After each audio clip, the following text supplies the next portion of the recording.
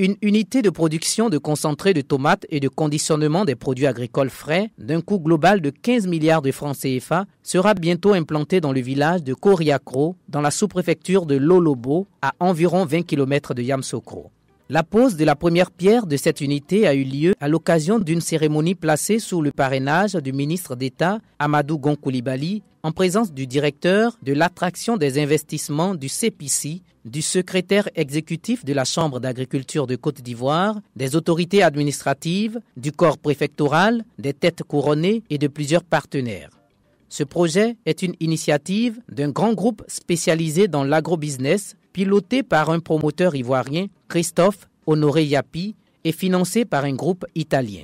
Les travaux débuteront dans les très prochains mois et verront la réalisation à Koriakro d'une usine de traitement, de conditionnement, de stockage, de distribution, d'intrants et de commercialisation des produits maraîchers labellisés et offrira 1000 emplois directs et indirects.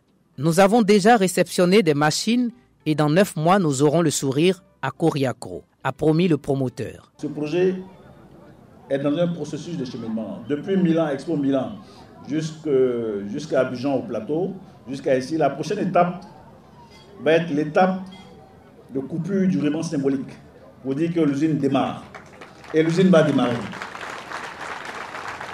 Il a fait savoir que la première phase du projet va durer 5 ans. Elle consistera à produire 6 000 tonnes de tomates, 47 000 tonnes de maraîchers provenant de la région du Bélier et d'emblaver à terme 2 500 hectares de maraîchers d'hiver en 2 cycles de culture intensive pour une production de plus de 77 000 tonnes de produits frais, borchants, à usiner par an. Le président de la mutuelle de Koriakro se dit très heureux de cette initiative. Nous savons que l'oisiveté est mère de tous les vices. Quand un jeune homme n'a pas d'emploi, ne travaille pas, il s'adonne à toutes sortes de vices. Aujourd'hui, la priorité du gouvernement, c'est la scolarisation à 100%. C'est la structure. Salfagro peut nous aider à prendre en charge tous nos enfants, ne serait-ce que de la maternelle à la fin du premier cycle, nous en serons très, très réjouis. Jennifer Serres, présidente de AVA, a tenu à saluer cette belle initiative. Comme il le dit si bien, Madame, vous avez été la personne qui m'a inspirée. Parce que nous, en réalisant nos différents reportages, c'était de montrer les opportunités que nous avons dans le secteur agricole. C'était de montrer à la jeunesse qu'on ne retourne pas à la terre parce qu'on est laissé pour compte de la société.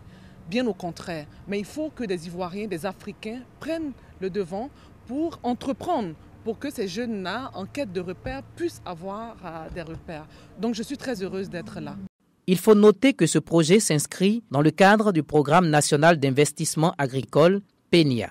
Il vise à encadrer les producteurs bénéficiaires pour en faire des exploitants modernes et prévoit en outre l'accroissement du rendement des plantations de café et de cacao de Tumbokro, Yamoussoukro, ce pour une production de 750 tonnes de cacao et 1250 tonnes de café marchand.